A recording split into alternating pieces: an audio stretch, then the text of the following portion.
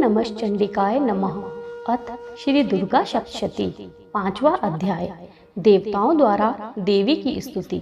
महर्षि मेधा ने कहा, पूर्व काल में शुंभ और निशुंभ नामक असुरों ने अपने बल के मद से इंद्र का त्रिलोकी का राज्य और यज्ञों का भाग छीन लिया। इस प्रकार शुंभ और निशुंभ ने सूर्य, चंद्रमा, धर्मराज और वरुण के अधिकार भी छीनकर स्वयं उनका उपयोग करने लगे। वायु और अग्नि का कार्य भी वही करने लगे। देवताओं का राज्य छीन उन्हें उनके स्थान से निकाल दिया। दैत्यों के द्वारा निकाले हुए देवता अपराजिता देवी को इस प्रकार से स्मरण करने लगे। देवी ने हमको वर दिया था कि वह हमारी संपूर्ण विपत्तियों को नष्ट करके हमारी रक्षा करेंगी। ऐसा विचार कर सब देवता हिमालय पर जाकर भगवती विष्णु माया की स्तुति करने लगे। देवताओं ने कहा, हे देवी, तुम्हें नमस्कार है। शिव को नमस्कार है, प्रकृति और भद्रा को नमस्कार है। हम सब रुद्रा, नित्या और गौरी को नमस्कार करते हैं। हे देवी, आप ज्योत्स्नामयी, चंद्र रूपनी व सुख रूपा हो। आपको हम निरंतर नमस्कार करते हैं। शरणागतों का कल्याण करने वाली वृद्धि और सिद्धि रूपा को हम बार बार नमस्कार करते हैं। राजाओं की लक्ष्मी तथा सर्वाणी को नमस्कार है। दुर्गा को, दुर्ग स्थलों को पार करने वाली दुर्गपारा को, सर्वकारिणी, ख्याति, कृष्ण और धूम्र देवी को सदैव नमस्कार है। अत्यंत सौम्य तथा अत्यंत रौद्र रूपा देवी को नमस्कार है। जगत की आधारभूत कृति देवी को नमस्कार है।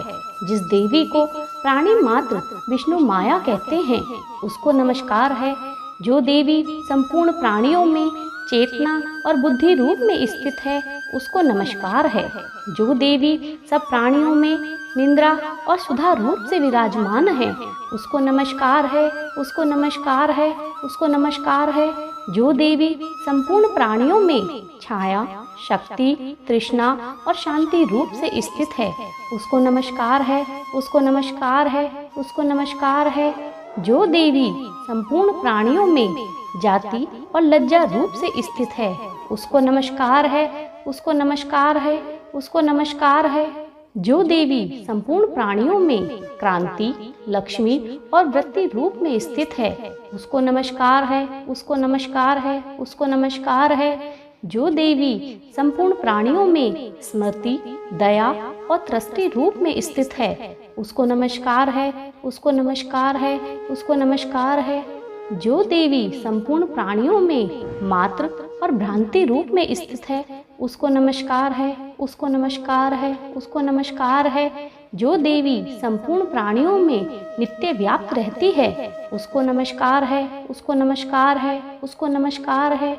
पूर्व काल में देवताओं ने अपने अभिष्ट फल को पाने के लिए जिस देवी की स्तुति की, वह कल्याण की साधना भूता ईश्वरी हमारा कल्याण और मंगल करे तथा सारे विपत्तियों को नष्ट कर डाले। असुरों के द्वारा सताए हुए संपूर्ण देवता उस परमेश्वरी को नमस्कार करते हैं।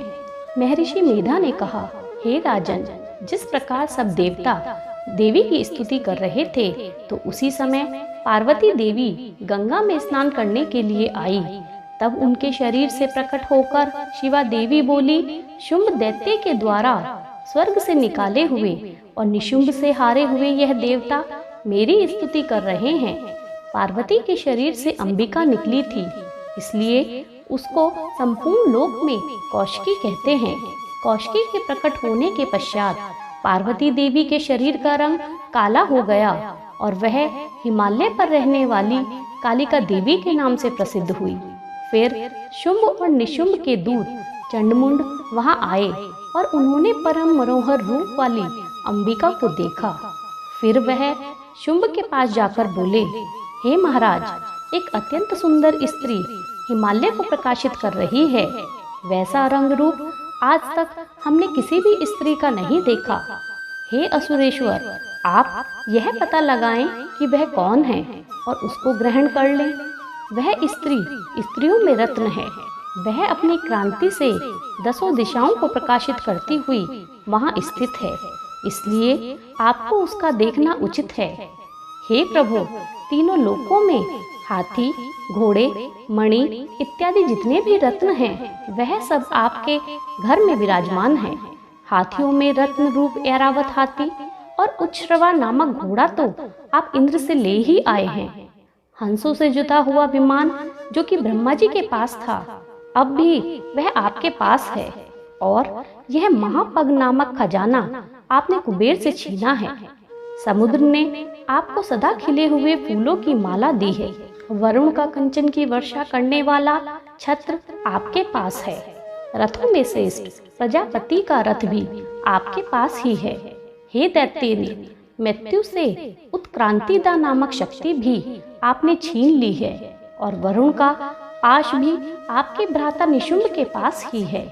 और समुद्र में पैदा होने वाले सब प्रकार के रत्न भी आपके भ्राता निशुंभ के अधिकार में हैं, जो अग्नि में जल ना सके। ऐसे 2 वस्त्र भी अग्निदेव ने आपको दिए हैं।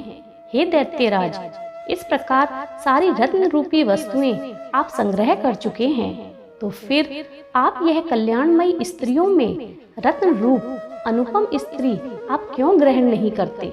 महर्षि मेधा ने कहा। चंड मुंड का यह वचन सुनकर शुंभ ने विचारा कि सुग्रीव को अपना दूत बनाकर देवी के पास भेजा जाए।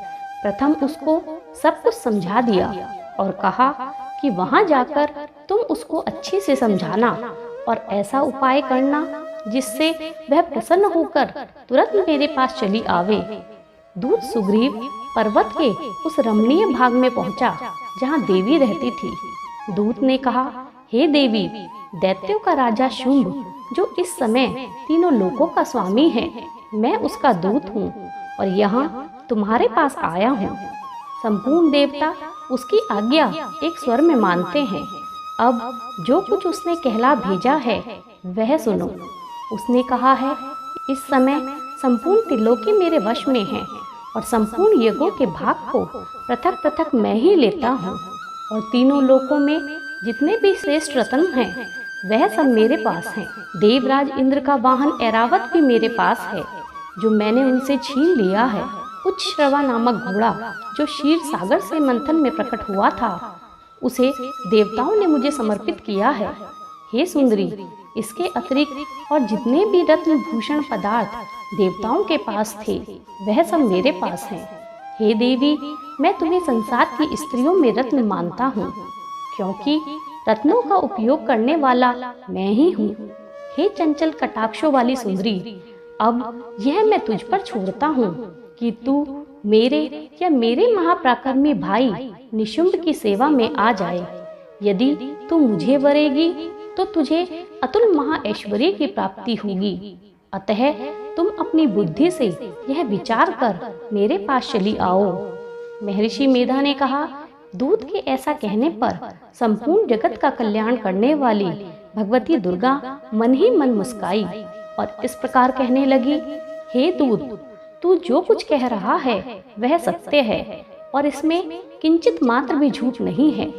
शुंभ इस समय तीनों लोकों का स्वामी है और निशुंभ भी उसी की तरह पराक्रमी है, किंतु इसके संबंध में मैं जो प्रतिज्ञा कर चुकी हूँ उसे मैं कैसे झुठला सकती हूँ। अतः तू मैंने जो प्रतिज्ञा की है उसे सुन। जो मुझे युद्ध में जीत लेगा और मेरे अभिमान को खंडित करेगा तथा बल में मेरे समान होगा, वही मेरा स्वामी होगा। इसलिए शुंभ अथवा महापराक्रमी निशुंभ यहाँ आवे और मुझे युद्ध में जीतकर मुझसे विवाह कर ले। इसमें भला देर की क्या आवश्यकता है? दूत ने कहा, हे देवी, तुम अभिमान में भरी हुई हो, मेरे सामने तुम ऐसी बात न करो। इस त्रिलोकी में मुझे तो ऐसा कोई दिखाई नहीं देता जो शुंभ और निशुंभ के सामने ठहर सके। हे देवी, जब इंद्र व अन्य देवताओं में से कोई शुंभ और निशुंभ के सामने नहीं ठहर सका, तो तुम जैसी स्त्री भला उसके सामने कैसे ठहर सकोगी? अतः तुम मेरा कहना मानकर उसके पास चली जाओ, नहीं तो जब वह तुम्हें केश पकड़कर घसीटते हुए ले जाएंगे तो तुम्हारा गौरव नष्ट हो जाएगा। इसलिए मेरी बात मान लो। देवी ने कहा, जो कुछ तुमने कहा ठीक है। शुंभ और निशुंभ बड़े बलवान हैं, लेकिन मैं क्या कर सकती हूँ, क्योंकि मैं बिना विचारे प्रतिज्ञा कर चुकी हूँ। इसलिए तुम जाओ और मैंने जो कुछ कहा है वह सब आदर पूर्वक सुरेंद्र से कह दो। इसके पश्चात जो वह उचित समझे वैसा करे। बोलो जय माता दी।